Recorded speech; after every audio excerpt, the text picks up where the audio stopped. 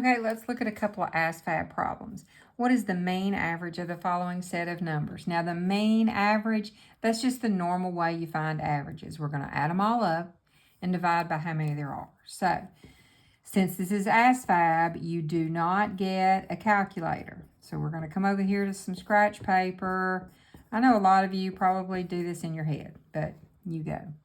All right, you can group numbers together, if it's easier to add two certain numbers. So, for example, I'm going to add 8 and 8 and get 16. All right, then another 4 gives you 20. All right, here's 25, 26, 27, 28, 29, and carry your 2. All right, here, 7 and 4 is 11, 12, 13, 14, 15, 16, 17, 18. So we have 189. Now we're going to divide that by how many? 1, 2, 3, 4, 5, 6. So if I take 189 and I divide that by 6, all right, 6 will go into 18 3 times. Now I'm looking at my numbers here. Well, that just eliminated A and D. All right, so 3 times 6 is 18, and then you subtract, get a 0, bring down that 9.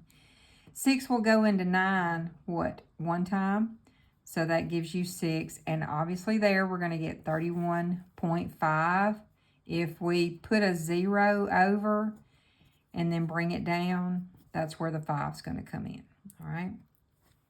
Okay, last month the cafeteria kept track of the drinks people chose. What percent of all drinks was juice? And then here's a chart where it lists the number of drinks that everybody got. So in order to find the percent, what we're going to need is we're going to need the number of all the drinks that were sold. So we're going to have to add all these up. And since they're in a row, I'm not going to copy them over. I'm just going to add here. All right, go to your ones. 5 plus 5 is 10, and that's the only number. So it's going to be a 0, carry your 1. All right, here you've got 5, 10, 15, 16, 17, 18, 19, 20. Carry my 2. All right, 3, 4, 5 plus 4 is 9, 10. That would be 15, 18, 19, 20. So there was 2,000 drinks sold. Now, juice was 150.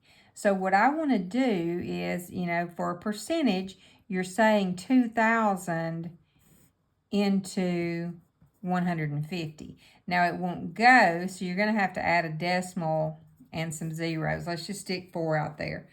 All right. 2,000 won't go into 150. It also won't go into 1,500. So we're going to have to put a 0 here. This is more a review of division of decimals than it is percentages. All right, 2,000 will go into 15,000, though. How many times? Well, 7, and then 7 times 2,000 would give you 14,000.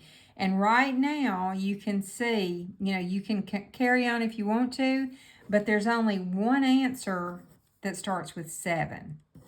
So that's going to be D. And the reason it is, you're going to have to move your decimal over 2 places to the right to change it to a percent. So that's why the decimal is after the 7.